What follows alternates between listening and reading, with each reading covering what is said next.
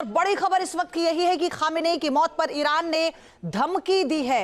यह अपराध माफ नहीं किया जाएगा, ईरान की तरफ से कहा गया है। खामेनेई की मौत का बदला जरूर लेंगे।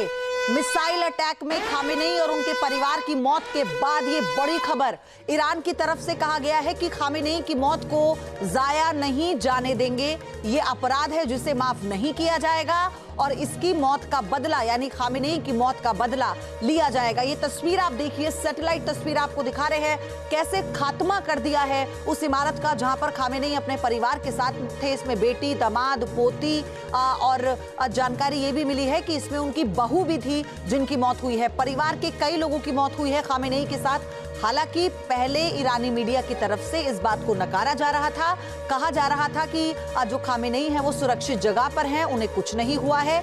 लेकिन अमेरिका के दावे के बाद जब अमेरिका ये कहता है कि इस अटैक में मलबे में दबा है खामेनेई का शव, ये बड़ी खबर इस वक्त आपको बता रहे हैं। अब खामेनेई की मौत पर ईरान ने धमकी देते हुए ये कहा कि इसका खामियाजा भुगतना होगा, खामेनेई की मौत का बदला लिया जाएगा। ये एक अपराध है जो माफ की श्रेणी में नहीं आता है। तो ये बड़ी खबर इस वक्त आपको बता रहे हैं। कल जैसे इसी वक्त का समय था जब स्ट्राइक की गई थी। अब ये दो तस्वीरें आप देखिए, खामेनेई का आवास है ये जो हमले से पहले का आपको नजर आएगा और एक हमले के बाद नजर आएगा।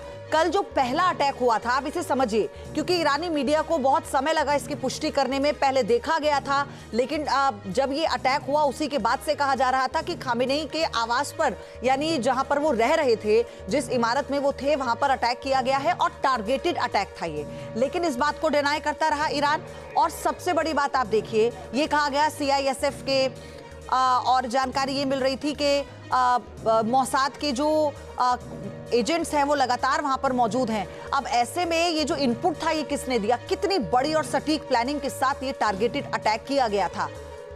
और इसी का ये कारण है कि खामेनेई का खात्मा पल भर में हो गया। इससे पहले खामेनेई 2 बार बंकर में गए।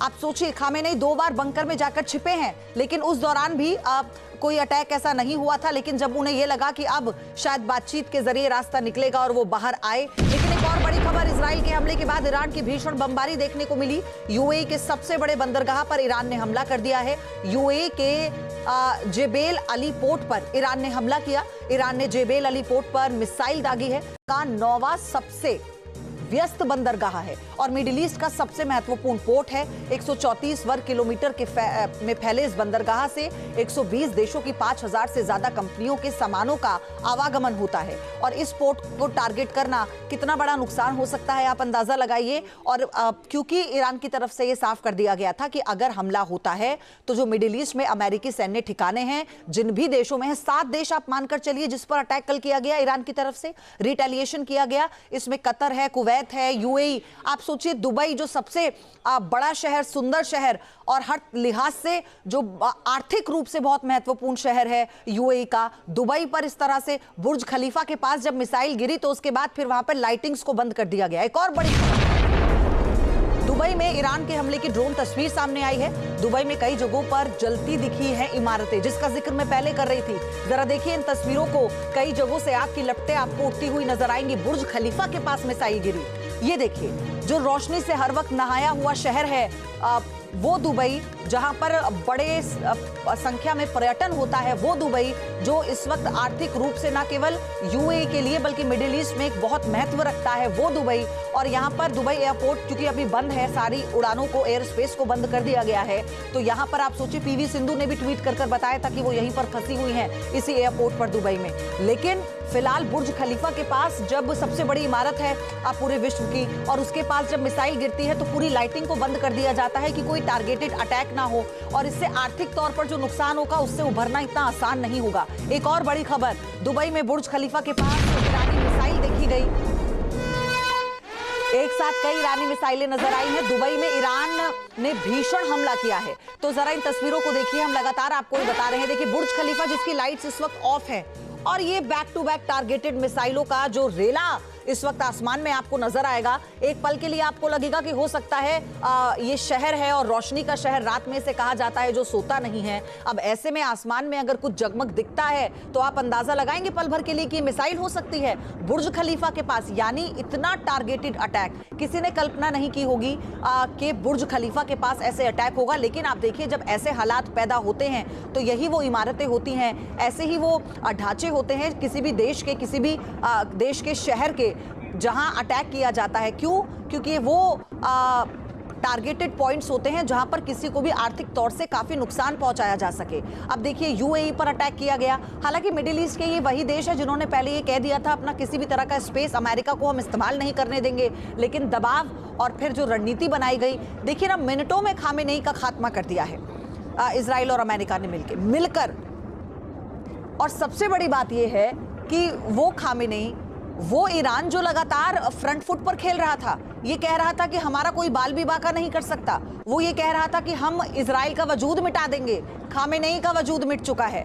मेरे सहयोगी मधुरेंद्र हमारे साथ है लगातार और वो इजराइल से हर एक अपडेट हम तक पहुंचा रहे हैं। मधुरेंद्र, सबसे बड़ी बात तो ये कि ईरान के वो सारे बयान, चाहे विदेश मंत्री, रक्षा मंत्री की तरफ से दिए गए हो, जिसमें ये कहा गया एक अटैक होता है इजराइल का अस्तित्व मिट जाएगा। खामेनेई मिट्टी में मिल गए। देखिए, बिल्कुल जिस तरह से अचानक अटैक सामने आया, लोग ये समझ नहीं पाए कि अभी तो वियना में बातचीत बाकी थी, फिर क्यों इजराइल ने, फिर क्यों अमेरिका ने इस तरह से हमले बोला और प्रिएम्प्टिव स्ट्राइक करने की जरूरत क्या पड़ी थी। वो दरअसल इसलिए जरूरत पड़ी थी क्योंकि इस ताक में अमेरिका और इजराइल बैठे हुए थे कि जब भी खामेनेई और उनके परिवार जो है वो दरअसल एक जगह हो गए, इंटेल परफेक्ट होगा, उसी वक्त हमला किया जाएगा और ईरान के जो सर्वोच्च नेता हैं, सुप्रीम नेतृत्व है, सुप्रीम लीडरशिप है, उसका खात्मा कर दिया जाएगा। 1, 2, 3 नहीं बल्कि 30 बंकर बस्टर बॉम्ब गिराए गए और इस 30 बंकर बस्टर बॉम्ब को वहां गिराया गया जहां पर खामेनेई अपने परिवार के साथ थे और इस तरह से उनका और उनके परिवार का अंत कर दिया गया।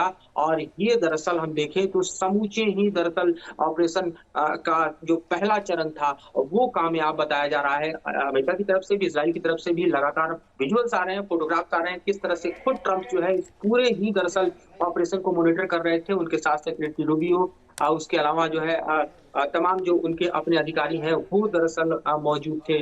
और इसके साथ ही ये जो पुष्टि है वो सबसे बड़ी पुष्टि निकलकर ट्रंप के ही दरअसल ट्वीट से आई कि नहीं रहे सुप्रीम लीडर खामेनेई। तो खामेनेई का गिरना एक तरह से देखिए रिजीम के गिरने के बराबर माना जा रहा है। लेकिन अब ये मधुरेंद्र, लेकिन आगे आप क्या देख रहे हैं? मतलब मेरा सवाल यहाँ पर ये है कि इजराइल अब रुकेगा क्योंकि खामेनेई का खात्मा, रिजीम चेंज तो प्रायोरिटी थी। डोनाल्ड ट्रंप भी इस बात का जिक्र कर चुके थे और मोसाद के निशाने पर भी वही थे। अब आगे क्या ईरान अभी और हमले झेलेगा?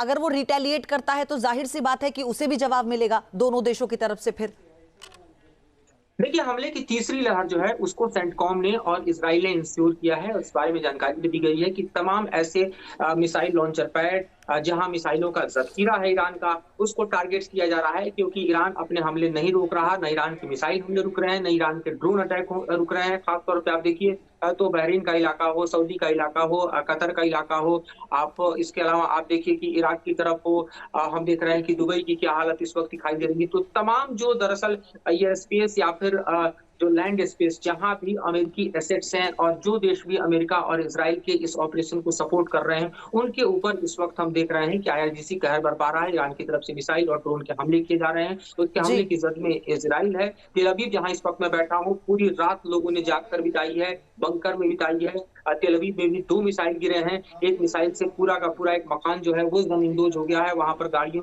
के जलने की विजुअल सामने आए हैं। एक की मौत और 15 के घायल होने की पुष्टि हुई है। इसी तरह से हाइफा में देखिए लगातार हमले जारी हैं। तो इजराइल तक जो हमले हैं, मधुरेंद्र, मेरे साथ कर्नल टीपी त्यागी जुड़ गए हैं। मधुरेंद्र, आप बने रहिएगा।